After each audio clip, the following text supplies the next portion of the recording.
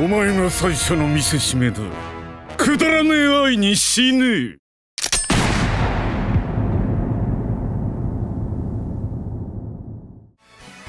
Hey, salut à tous, c'est Marvino, j'espère que vous allez bien. Moi perso, ça va super. Aujourd'hui, toute nouvelle vidéo sur ma chaîne YouTube. On se retrouve pour le 23e épisode des antagonistes animés et manga. Et pour ce 23e épisode, on va parler de Arlong de One Piece. Mais avant que la vidéo commence, ce n'est pas déjà fait, n'hésite pas à liker ou à t'abonner pour soutenir la chaîne, ça me fera toujours plaisir. Sur ce, place à la vidéo.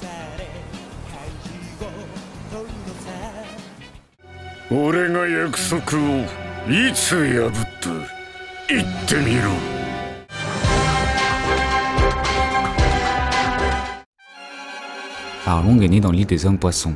Il grandira et évoluera dans le district de ce même nom, une zone de non-droit où seul règne la force et la violence est quotidienne. C'est dans ce même district qu'il fera la rencontre de Hachi, Jinbei, Fisher Tiger et encore d'autres. Ces derniers grandiront ensemble. Depuis tout jeune, Arlong et ses amis ont toujours été fascinés par le monde terrestre, celui dit des humains. Mais le mépris des humains vis-à-vis des hommes poissons va progressivement renforcer chez Arlong une haine radicale envers les humains qu'il répugne incontestablement.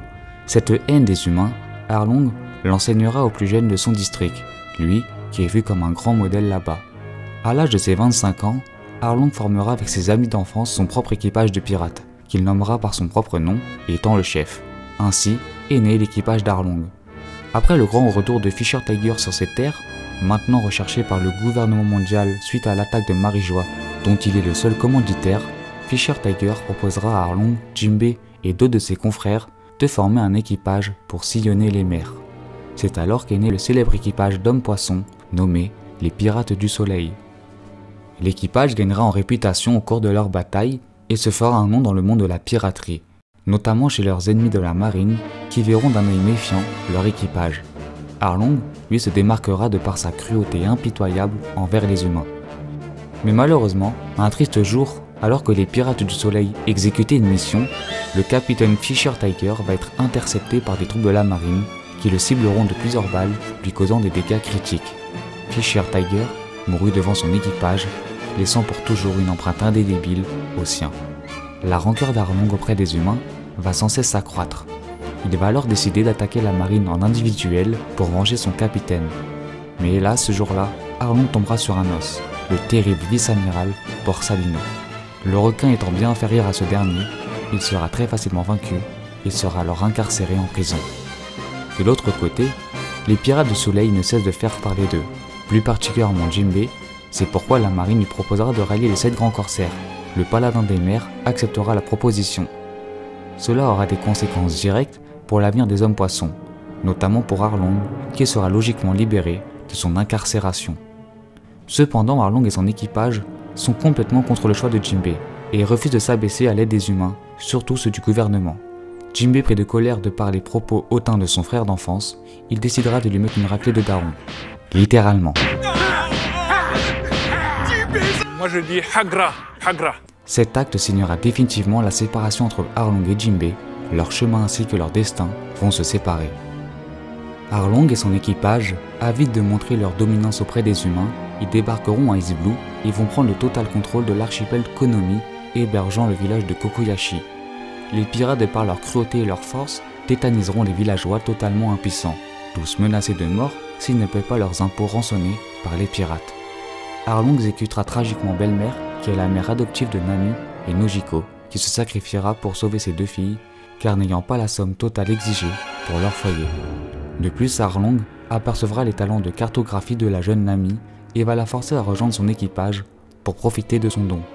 Toutefois, Arlong jurera de libérer le village en échange d'une somme de 100 millions de berries que Nami devra collecter. Pendant plusieurs années, l'équipage des pirates va semer la terreur dans l'archipel Konomi. Ils raseront plusieurs villages, comme ce fut le cas pour le village Goza. Arlong se fera une renommée et obtiendra une prime de 20 millions de berries. Il sera toutefois intouchable, car corrompant les marines locales en échange de pots de vin. Cependant, au bout de plusieurs années de règne, lorsque les Mugiwara débarqueront à Kokoyashi pour récupérer leur navigatrice Nami, ils apprendront par la même occasion la terrible histoire qui se cache derrière ce village. Ils décideront alors de détruire l'équipage des hommes poissons, Tous les sbires d'Arlong vont tous être vaincus. Quant à lui, Arlong sera défait par la rage destructrice de Luffy, détruisant par la même occasion toute la résistance d'Arlong Park. Les hommes poissons seront embarqués et envoyés en prison par la marine. Nami et les villageois sont enfin libérés de la terreur Arlong.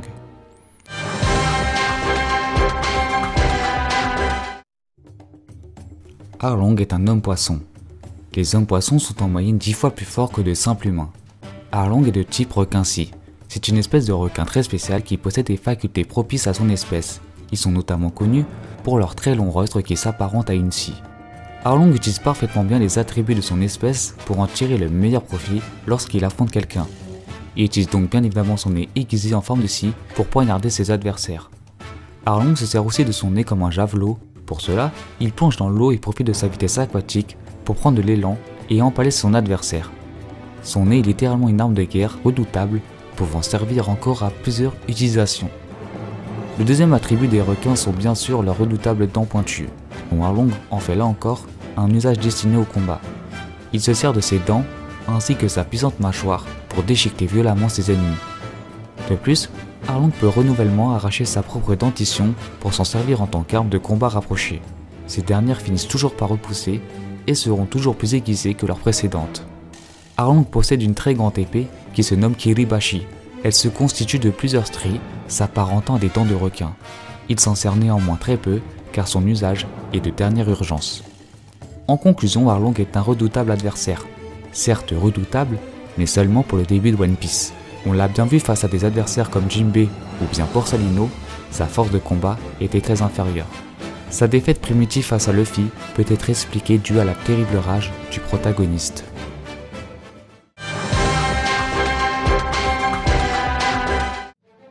Arlong. Il était temps de faire une vidéo pour valoriser le meilleur antagoniste de la saga Ice Blue. Il est un personnage souvent mis de côté qu'on associe très rarement avec les grands méchants de One Piece. Et pourtant, Arlong aborde parfaitement certaines problématiques récurrentes de ce très large univers. La discrimination des races, l'esclavage, la corruption, le cycle de la haine, la valeur de l'argent, toutes ces problématiques sont parfaitement abordées avec Arlong. En effet, je pense que tu l'as compris, Arlong est très misanthrope. Cette haine des humains qu'il éprouve vis-à-vis de leur égard n'est pas sans raison. Car si Arlong admirait plus jeune le monde dit des humains, il en est moins de l'espèce humaine. Car la discrimination des hommes poissons et le mépris qu'ils ont pu subir n'est pas sans réaction auprès de certains des hommes poissons, notamment les hommes poissons du district, une zone pauvre et dangereuse, très souvent attaquée par les humains. De plus, le district est complètement délaissé par la politique du royaume Ryugu. En ce qui concerne Arlong, il est un pur produit de ces mêmes districts. Il représente parfaitement la volonté des hommes poissons, ceux qui sont méprisés par toutes les sociétés humaines, ainsi que leur propre gouvernance. Ils n'ont presque nulle part où aller, eux qui sont chassés et moqués. Comme énoncé par lui-même, Arlong incarne la fureur des hommes poissons, ceux qui prônent pour une dominance totale des hommes poissons sur les humains. Un idéaliste hors totale divergence avec la reine Otohime qui prenait elle pour une coexistence des deux parties. Arlong est le grand modèle d'une jeune génération identitaire d'hommes poissons, tous nourris par la rancœur et la haine des humains, qui d'un certain point de vue peut être justifiée au vu de leurs histoires. De plus, son influence aura par la suite de lourdes conséquences sur l'île des hommes poissons, notamment avec le coup d'état de Oddie Jones, qui n'est autre que le reflet de la volonté d'Arlong. Ce que j'apprécie avec ce personnage, c'est quand bien même il est intégré très tôt dans l'intrigue, Arlong avait lui déjà une grande connaissance de l'univers de One Piece, le Nouveau Monde, les dragons célestes, le monde de la piraterie, etc. Arlong fait partie des grandes têtes d'affiche de l'apogée des hommes poissons, avec Fisher Tiger et Jinbei, une époque où ils étaient redoutés dans toutes les mers. Arlong est un personnage profond avec un background intéressant. Pourtant, on était nul de se douter de tout cela lors de l'arc Arlong Park. Il aura fallu attendre plus de 500 chapitres, soit 12 longues années, pour mieux comprendre toutes les motivations et la haine qui se cachait réellement derrière ce personnage. Mais si je trouve que Arlong est avant tout un bon méchant, c'est surtout parce que j'adore l'arc Arlong Park dont il est le principal antagoniste. C'est clairement mon arc préféré dans la saga Ice Blue. One Piece va prendre un ton beaucoup plus sérieux et dramatique. L'équipage d'Arlong nous montre une nouvelle vision du monde de la piraterie qu'on n'avait encore jamais vu dans le manga, celle où l'argent prône une place importante dans cet univers. Avec cet arc, on en déduit parfois que l'argent peut tout acheter, la liberté, le pouvoir et même le droit de vie ou de mort sur autrui. Tout le monde est placé dans un pied d'égalité, de la marine aux pirates ou bien des humains aux hommes poissons.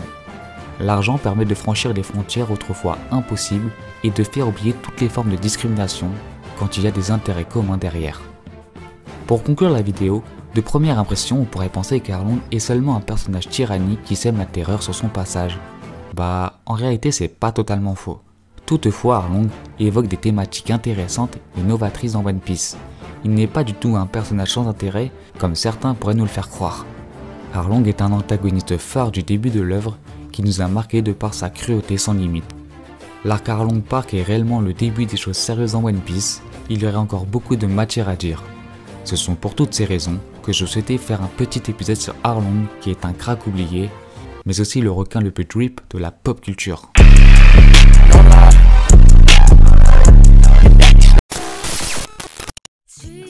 Et voilà, c'est la fin de cette vidéo.